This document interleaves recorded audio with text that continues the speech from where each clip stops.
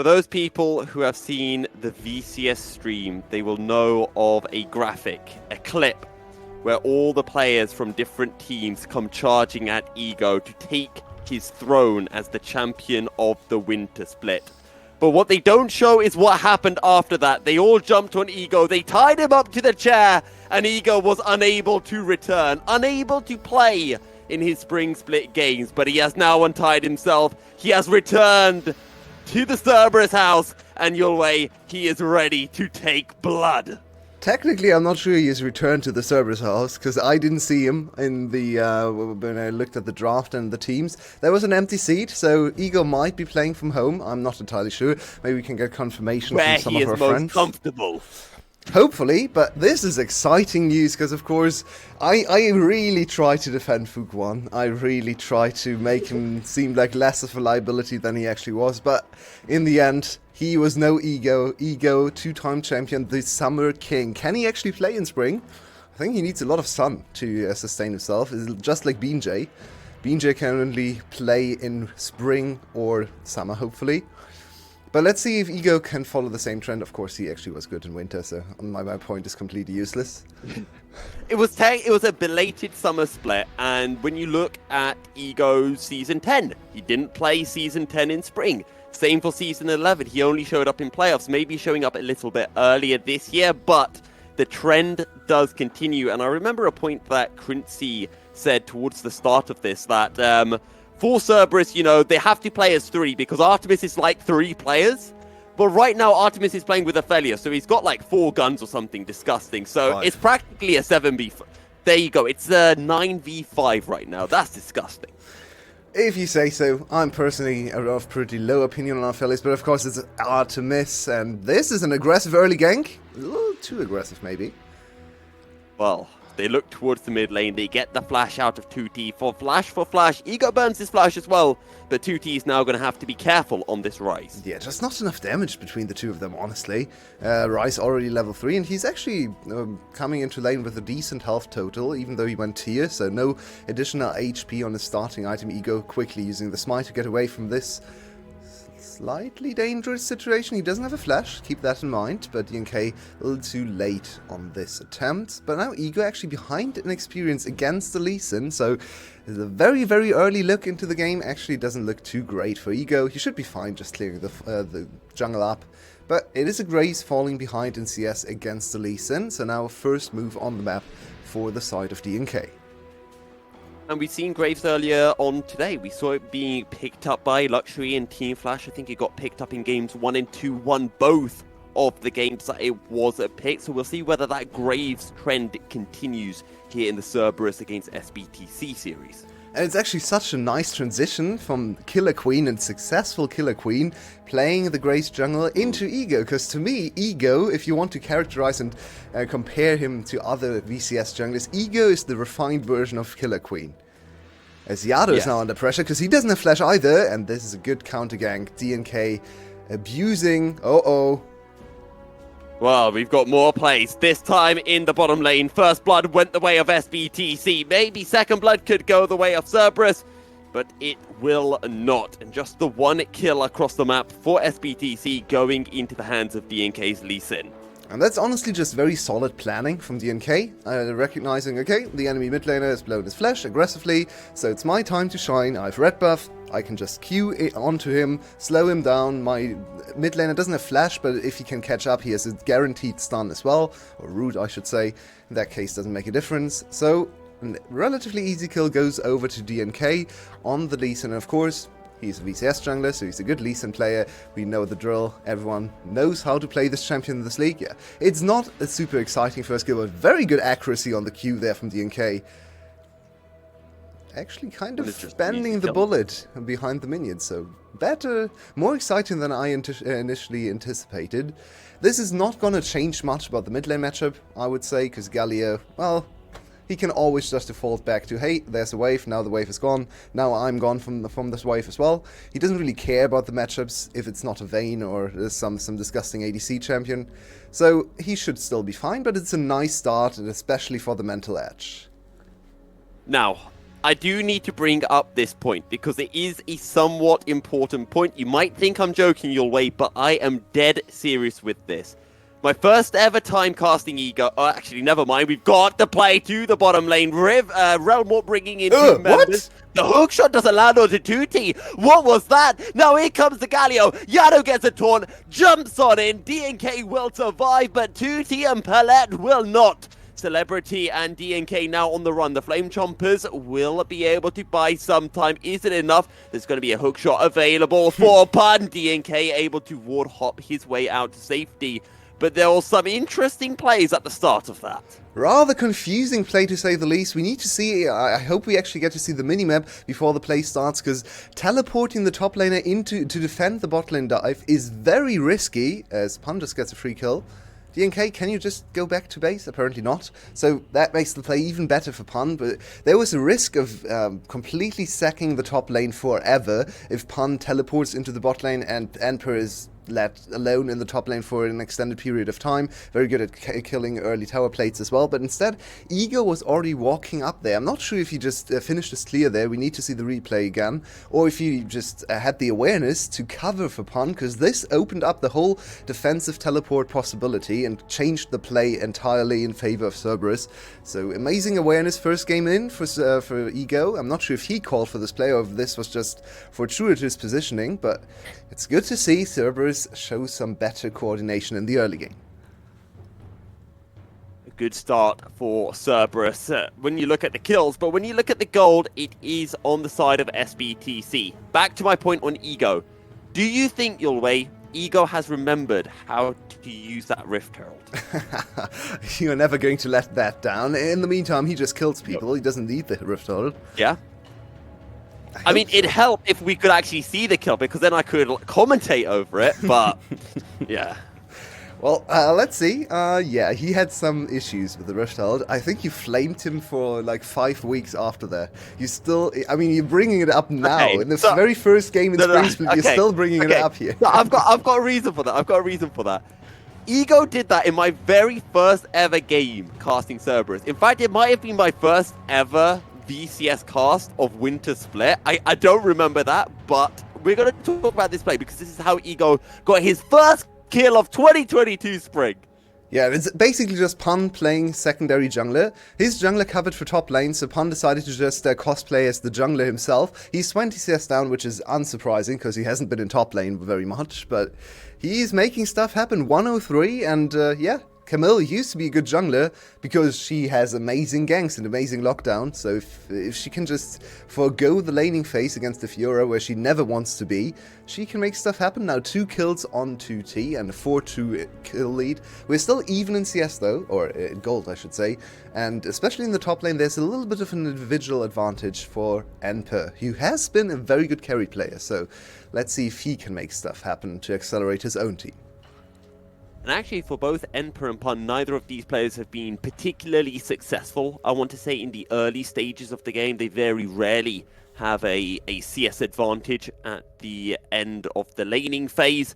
As Pun has to think about going in, but he knows that riposte was going to be dropped down, so decides against it. Now Ego looking towards the top side, but so are SBTC. Oh, what? There's a realm warp, there's a hero's entrance, and we're partying! It's a fiesta in the top lane, everyone is low, and it might be Ego who picks up the kills. On the hunt, the Predator dropped down, they're looking for Emperor. 2T gonna take a lot of damage. Ego time! Gets 1, Ego gets 2, and Ego is looking for 3. Welcome back to the VCS, the King of Winter! The King, you see, he's taking his throne. That was the best interaction I've ever seen between Galio and Rice, because the 2 ultimates arrived at exactly the same second. I was so confused. I was looking at the spot there, as the bot lane is just smurfing, as per usual. It's Cerberus, the bot lane. You don't actually have to comment. It's Artemis Ronopi, so yeah, this happens. You just have to deal with it. It's just a Cerberus thing. They are back together in their championship form. Look at all the chakrams.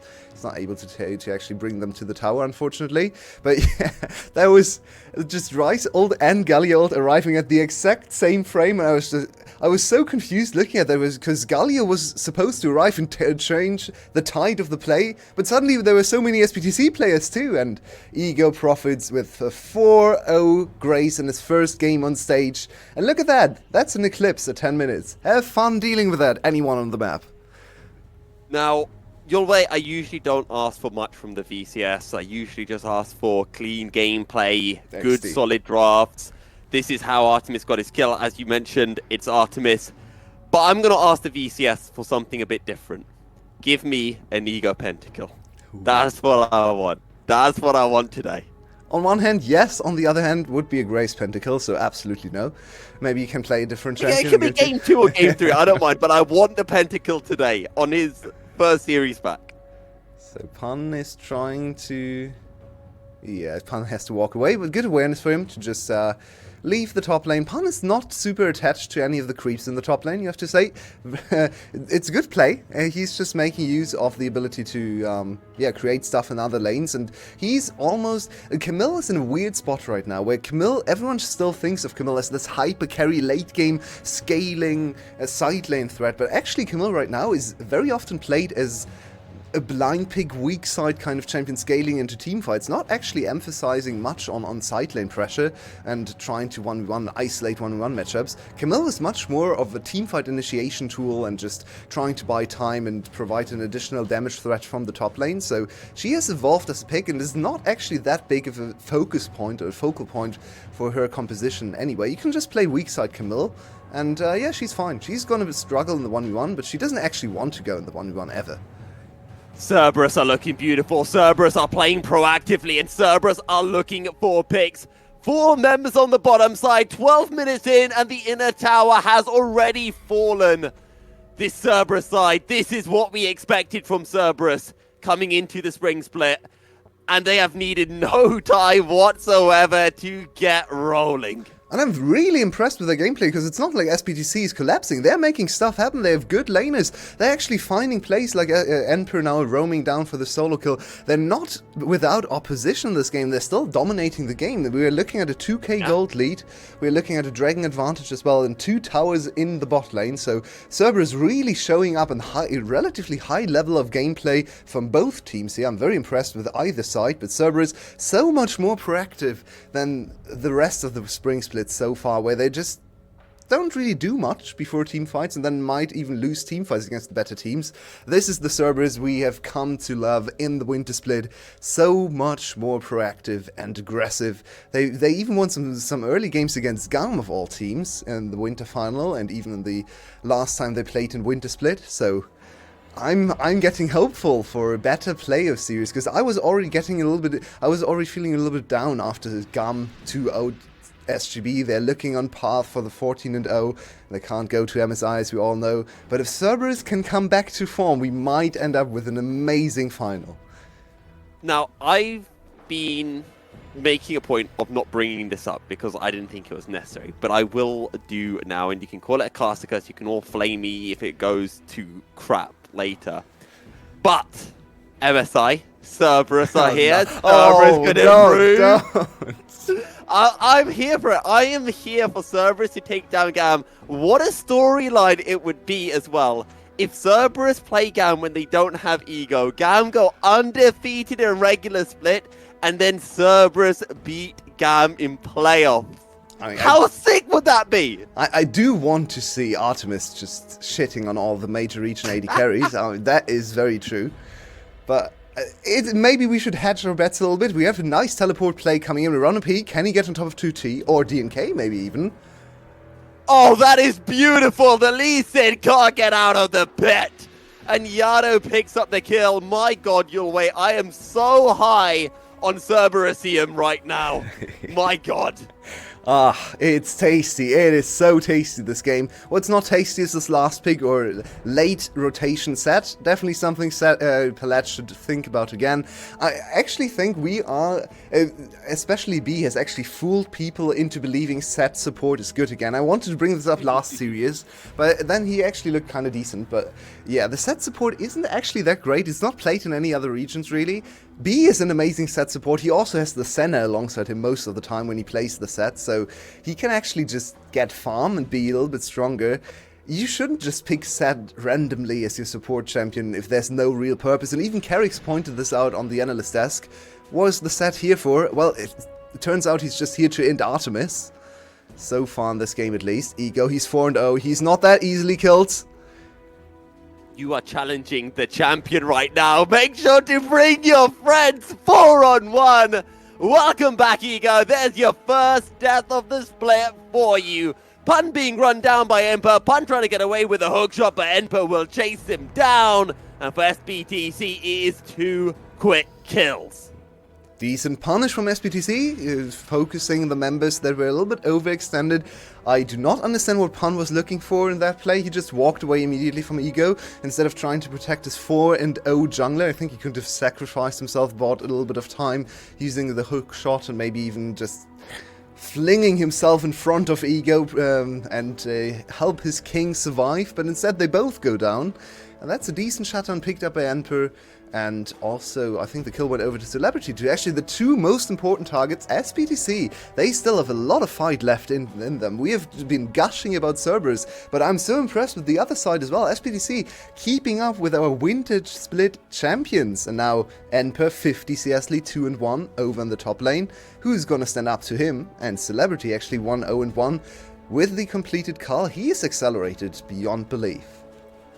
Right, so time to get off the hype train a little bit. Let's take a look at things a bit more logically. As you mentioned, this Fiora is looking good. Emperor 2-1, nearly a 50 CS advantage over Pond. Going to be an absolute monster in the side lanes. And now SBTC looking to this Drake. SBTC practically dead even on gold as well. And the teamfights in this game might become rather hard to execute for both sides even, because Fiora, we always know Fiora she just doesn't want to be there. She can be decent if she's able to single out someone on the side and basically play a Vayne kind of team fight where she just goes into 1v1 after 1v1 after 1v1, but it's hard to really plan for that. You have the Jinx, which is of course amazing in teamfights later on, especially because the enemy team doesn't really bring the huge tank. There's only an Alistair and he's going Glacial Augment, so he's not going to be tanky enough to really delay the Jinx for a lot of time. But both of these sides have some struggles in the teamfights. We don't really have a mage on the side of Cerberus, so AP damage is going to be lacking severely. This is not good. Well, oh. Emperor might have had the advantage. He might have been a side lane monster, but the Tao's an even bigger monster. Oh, Pun catching him out with a surprise damage from Ignite and the heal reduction as well. I think Emperor didn't even flash away, so that's quite a big turn on the side lane, because this means Pun can now stay alive in side lane. I don't think this is going to swing the matchup in his favor, but as long as he can just fend off Emperor's advances, they are fine. They have the stronger 4v4. They have Artemis and Egon AD carries, and those are 2 of the best players in the league.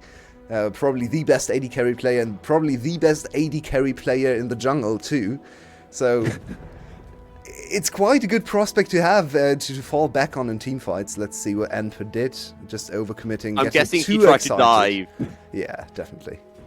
Oh, nice. Oh, okay. Oh, we've got a play happening. There's a showstopper. There's a hero's entrance on top. It won't knock up anyone from SBTC. And it is Artemis who falls. It's Pun who falls. It's 2 kills for SBTC in what almost looks on my screen to have been a 3v5.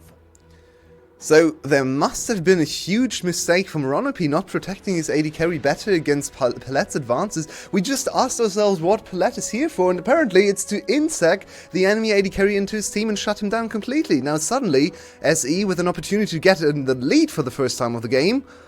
Let's see. They're looking to go in. Yado, the focus, face breakered in, pulled in by Palette. And it's another kill for SBTC.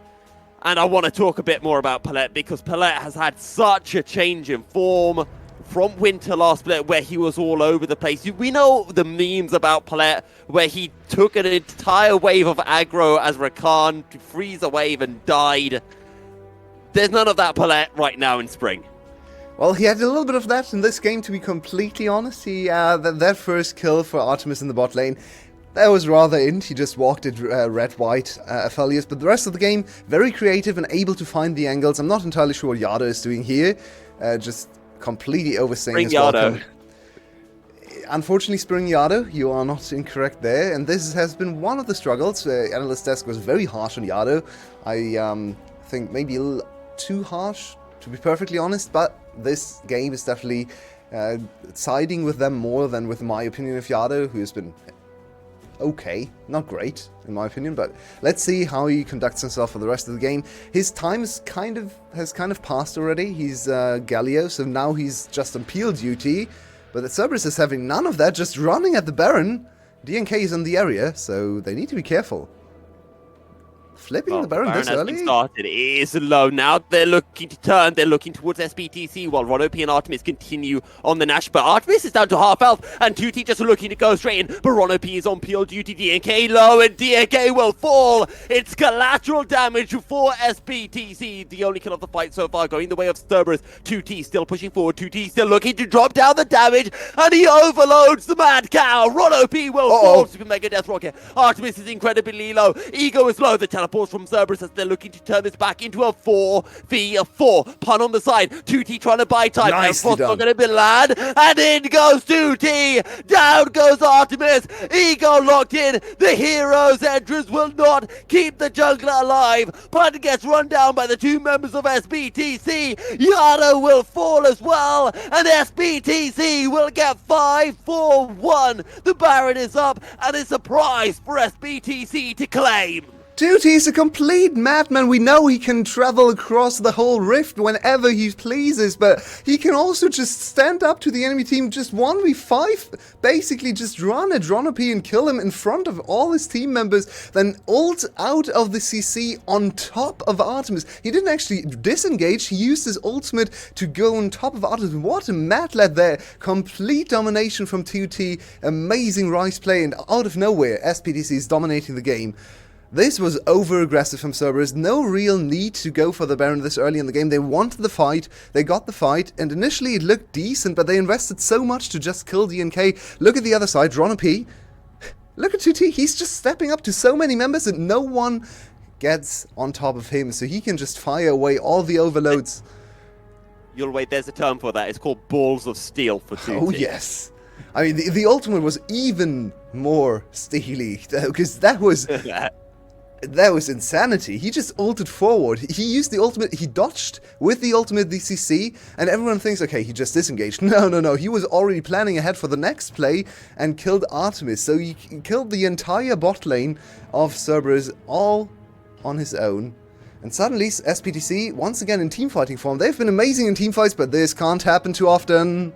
2T, you're a menace. You're not allowed to live. It's a kill for Cerberus. Revenge. But there are no objectives.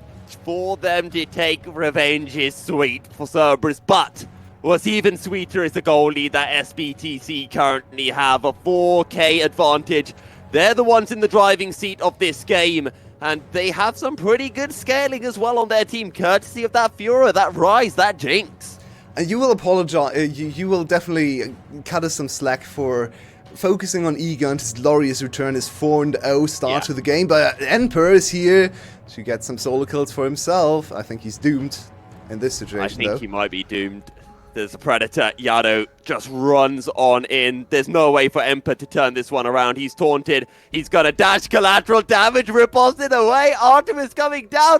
So much time is being pulled by Emperor. He sidestepped the Moonlight Vigil as well. What the frick was that fancy footwork from Emperor? That was ludicrous. That is our new revelation in the top lane, and I want to focus on SBTC. We have talked about Cerberus so much on this game, but SBTC, they've really come into their own. They are the #1 team where the phrase better than the sum of the parts applies. Because you look at all these players, Emperor, well, he's decent.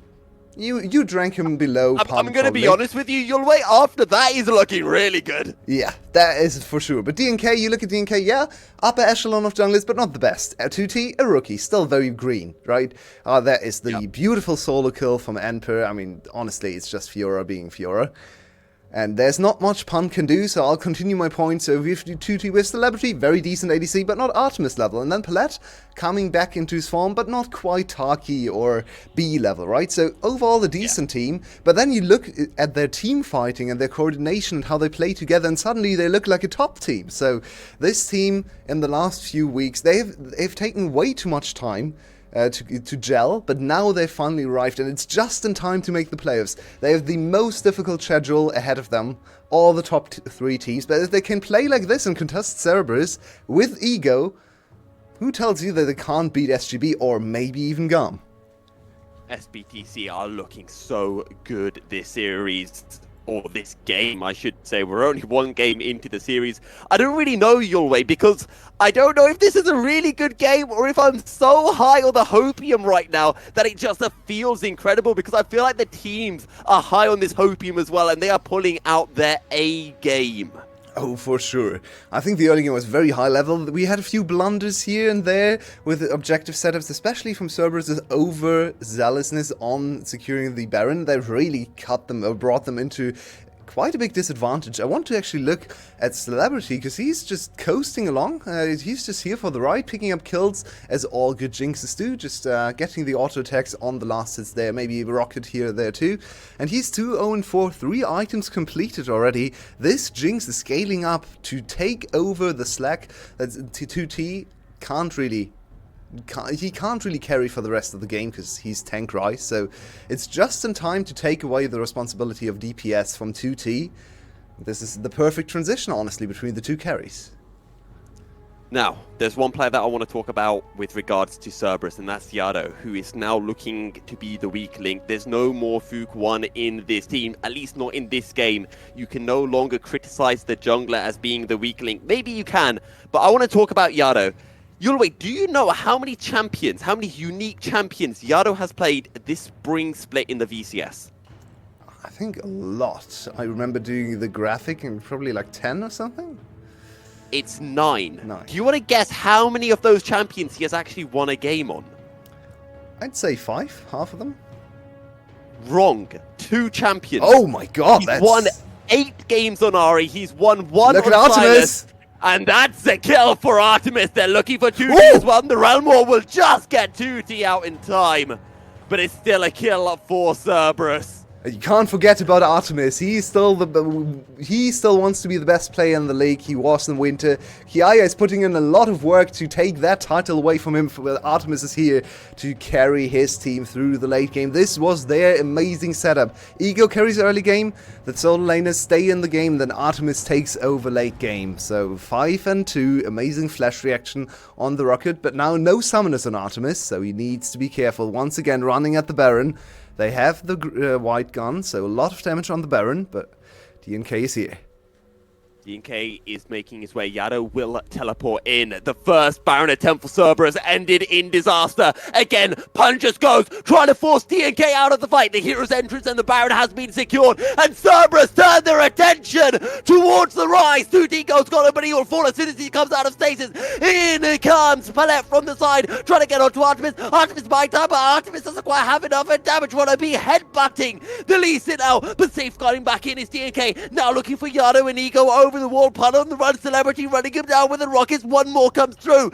Down goes one more. Celebrity looking for Yado. The super mega death rocket comes through. The zap not quite in range. Yado will be able to survive somehow. Sidesteps on the sonic wave, but Emperor might not be done. Yeah, flashes in, picks up the kill. But Ego wants revenge. Emperor will be able to run out to safety, and SBTC will crash on into the inhibitor tower. Cerberus got the Baron, but at what cost, Yulway? And a lot! They also gave up the soul point. There is a possibility for SBTC, but they want to make it work right now. They've teleported 4 members on the Nexus. And Ego just being focused on, he's running down onto half health. The Nexus Tower has fallen. A 3v4. Can Cerberus keep the Nexus alive? It's all on Artemis in a 1v4, but SBTC take game 1 over Cerberus.